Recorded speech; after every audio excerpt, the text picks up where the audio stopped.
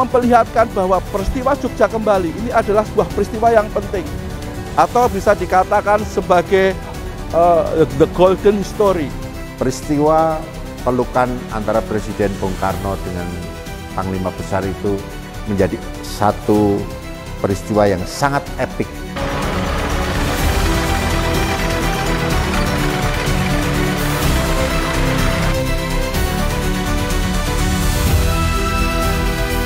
Orang mengenal sejarah suatu bangsa karena dengan suatu bangsa itu ada sejarah yang kemudian bisa diceritakan, ada cerita-cerita yang dibalik apa terjadinya peristiwa, itu akan menjadi sesuatu yang luar biasa apabila kemudian kita jadikan patokan.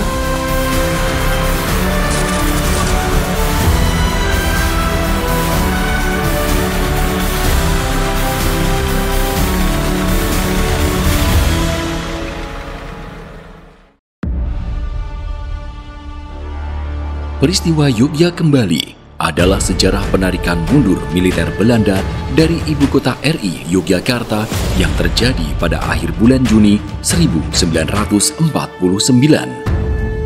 Penarikan mundur ini dilakukan setelah militer Belanda menduduki Yogyakarta secara paksa lewat agresi militer II pada 19 Desember 1948. Penarikan mundur ini adalah mandat dari perjanjian Rumroyen yang digelar di Hotel Des Indes, Jakarta. Perjanjian Rumroyen merupakan kemenangan diplomasi RI setelah sebelumnya kekuatan rakyat melakukan perlawanan heroik dalam serangan umum 1 Maret 1949 yang diprakarsai Raja Kasultanan Ngayogyakarta Sri Sultan Hamengkubuwono IX dengan sepengetahuan Panglima Besar Jenderal Sudirman dan dilaksanakan Letkol Soeharto. Perjanjian Rumroyen diikuti delegasi Indonesia dipimpin Mr. Muhammad Rum.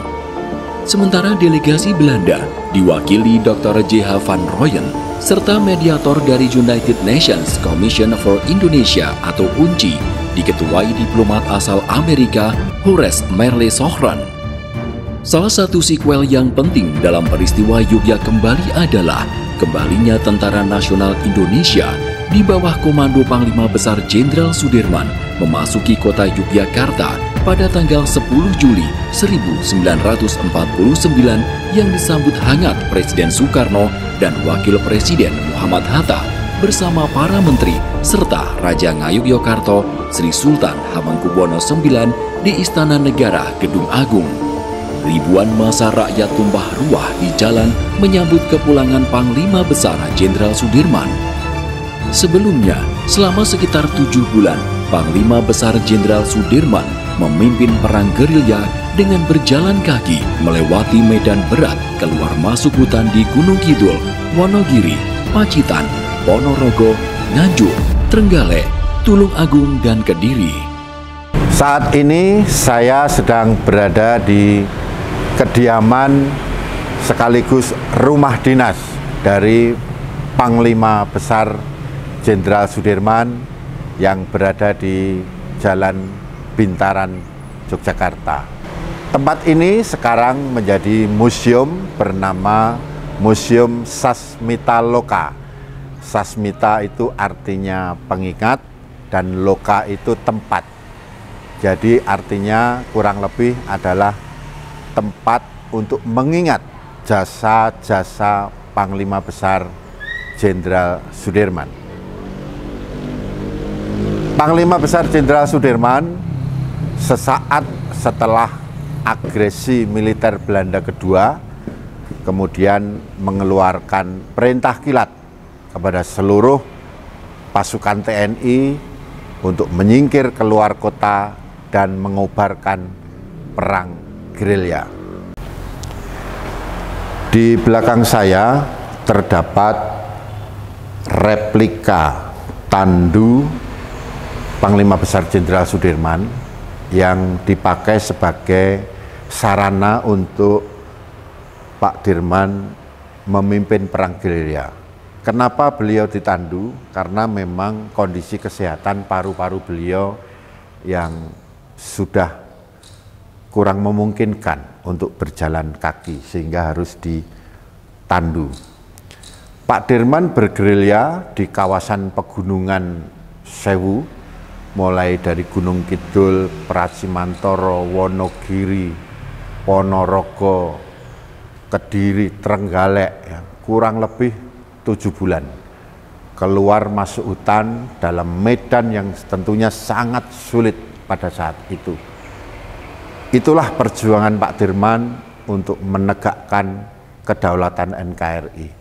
Dan pada saat perang gerilya, beliau berpesan, strategi gerilya Pak Dirman adalah pasukan harus berpencar, kemudian melakukan serangan secara tiba-tiba, dan kemudian setelah melakukan serangan tiba-tiba kemudian harus menghilang, kemudian juga harus membangun basis dengan masyarakat kewilayahan yang dilewati, dan kemudian juga harus terampil dalam membuat, merakit, memperbaiki persenjataan. Peristiwa penarikan mundur militer Belanda dari ibu kota RI Yogyakarta berjalan bertahap dari wilayah Gunung Kidul, Bantul, Kulon Progo, Sleman, dan terakhir kota Yogyakarta tanggal 29 Juni 1949. Sehari kemudian, tanggal 30 Juni 1949, seluruh kekuatan militer Belanda sudah bersih dan ditarik semuanya dari wilayah daerah istimewa Yogyakarta.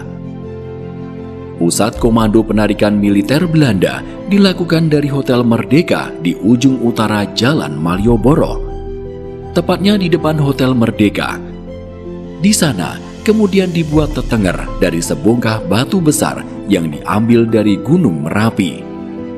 Di sana terpahatkan tulisan, "Dengan jaminan tidak ada letusan senjata, Sri Sultan Hamengkubuwono IX memutuskan, disinilah garis batas penarikan tentara Belanda dari Yogyakarta sebagai ibu kota Republik Indonesia pada tanggal 29 Juni 1949.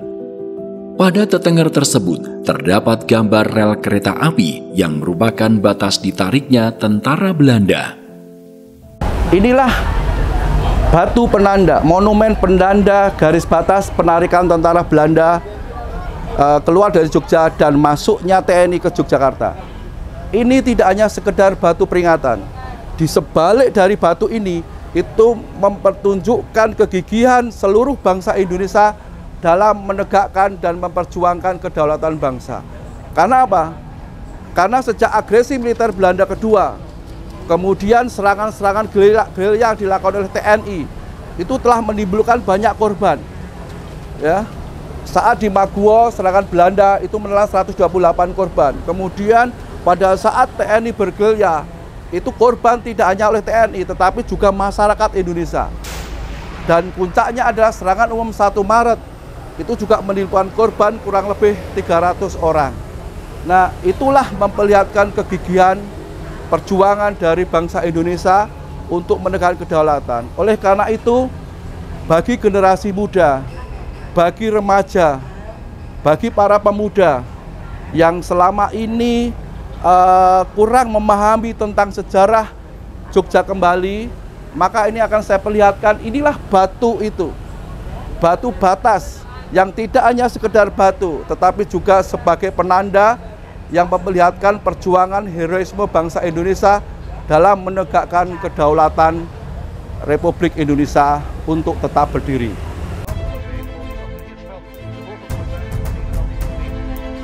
Setelah perjanjian Rumroyen ditandatangani, Presiden Soekarno dan Wakil Presiden Muhammad Hatta diterbangkan dari tempat pengasingannya di Menumbing, Bangka, kembali ke ibu kota RI Yogyakarta pada tanggal 6 Juni 1949.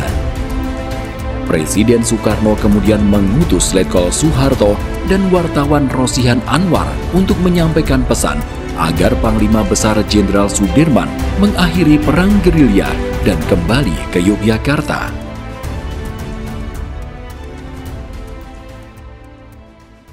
Dunia internasional mengecam perilaku militer Belanda dan memaksa Belanda untuk kembali ke meja perundingan.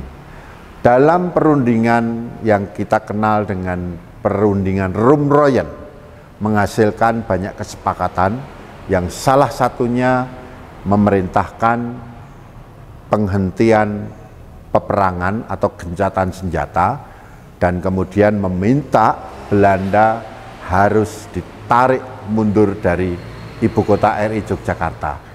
Nah, itulah makanya kemudian pada akhir bulan Juni 1949 secara berangsur-angsur militer Belanda ditarik dari Yogyakarta, mulai dari Gunung Kidul, Bantul, Sleman, Kulon Progo, terakhir kota Yogyakarta 29 Juni 1949 militer Belanda ditarik dari kota Yogyakarta. Dan tanggal 30 Juni 1949 seluruh kekuatan militer Belanda sudah tidak ada lagi di Yogyakarta. Pasukan Belanda itu dari pos-pos yang mereka tempati itu harus mendaftar di Kepatian yang letaknya di sebelah selatan. Di daerah Kepatian mereka harus melaporkan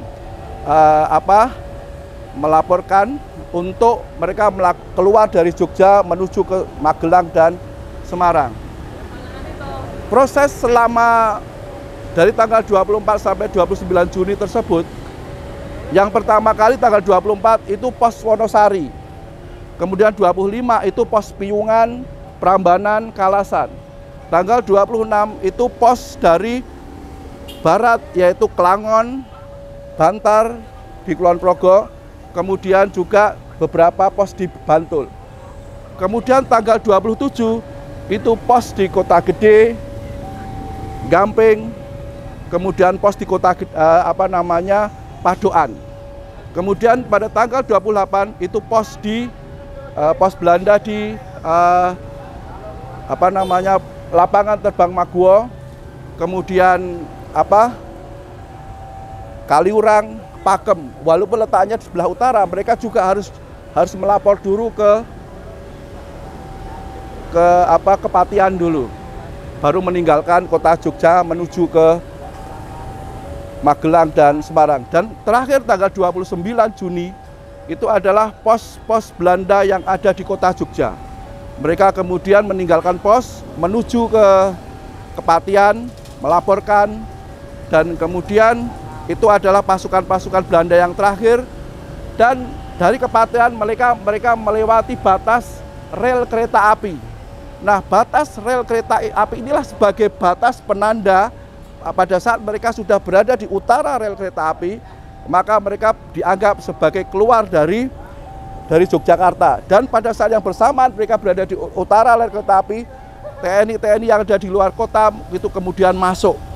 Nah, proses keluarnya pasukan Belanda dari kota Yogyakarta yang kemudian berbarengan masuknya pasukan TNI di kota Yogyakarta, itulah yang kemudian dikenal sebagai peristiwa Jogja Kembali.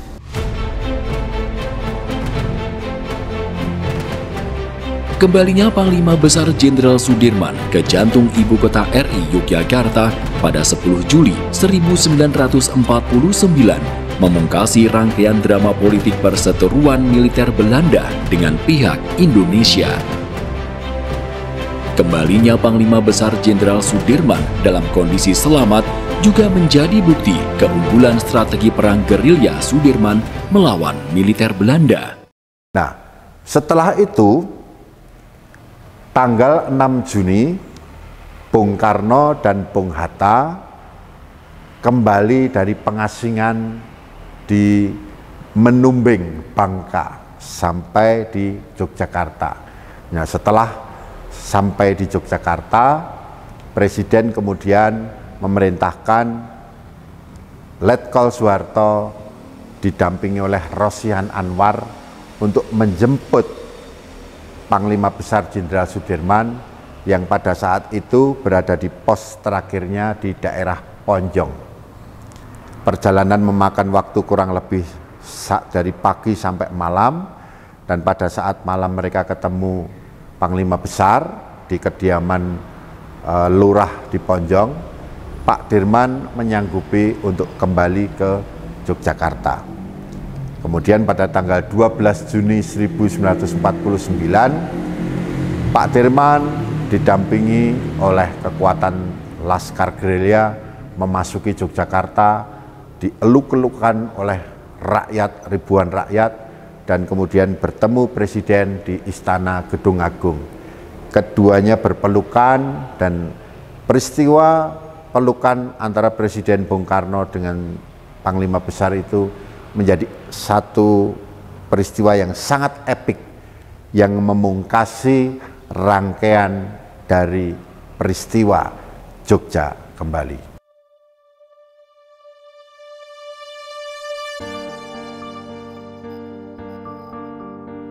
Esensi dari sinau sejarah perjuangan bangsa adalah untuk memahami akar identitas, menumbuhkan rasa nasionalisme, dan belajar dari pengalaman masa lalu untuk membangun masa depan yang lebih baik. Sejarah dapat mempengaruhi perilaku bangsa dan bernegara. Kenapa? Karena sejarah ini merupakan masa lalu di mana ada peristiwa dan ada nilai-nilai penting yang kemudian bisa diambil. Harapannya tentu nilai penting itu bisa menjadi sesuatu yang kemudian dipelajari, kemudian juga dikembangkan untuk masa yang akan datang. Di Yogyakarta, dalam hitungan kami, lebih dari 206 hari sejarah. Ini hanya di Yogyakarta, apalagi kita bicara di Indonesia. Dan menjadi bagian yang sangat penting ketika kemudian orang mengenal sejarah suatu bangsa, karena dengan suatu bangsa itu ada sejarah yang kemudian bisa diceritakan, ada cerita-cerita yang dibalik apa terjadinya peristiwa, itu akan menjadi sesuatu yang luar biasa apabila kemudian kita jadikan patokan atau mungkin juga awalan untuk menatap masa depan yang lebih bagus lagi dengan melihat sejarah-sejarah masa lalu. Dengan mengetahui perjalanan perjuangan bangsa, khususnya para pejuang kedaulatan Republik, kita bisa lebih memahami bagaimana identitas nasional terbentuk, menghargai perjuangan para pahlawan, dan termotivasi untuk melanjutkan perjuangan tersebut. Teruskan perjuangan kita. Pemerintah hadir dalam rangka untuk kemudian mengenang sejarah agar juga dikenang oleh generasi muda adalah suatu hal yang wajib kita laksanakan. Pemerintah bertugas untuk memfasilitasi, membuat regulasi, maupun juga inovasi-inovasi. Dan kami berharap banyak dari mereka-mereka pelaku yang kemudian mempelajari sejarah, termasuk juga ada beberapa asosiasi yang memang mereka konsen berkaitan sejarah, itu bersama-sama dengan pemerintah untuk mengembangkan sejarah yang ada di Yogyakarta. Sejarah tidak hanya dikenang, tetapi kami juga berharap bisa untuk menatap masa depan, bahkan pada saat ini memungkinkan juga menjadi tempat wisata menarik di Yogyakarta yang membuat orang luar Yogyakarta tertarik untuk datang ke Yogyakarta. Tentu harapan terakhirnya ada nilai-nilai ekonomi yang kemudian bisa timbul berkaitan dengan adanya sejarah di Yogyakarta.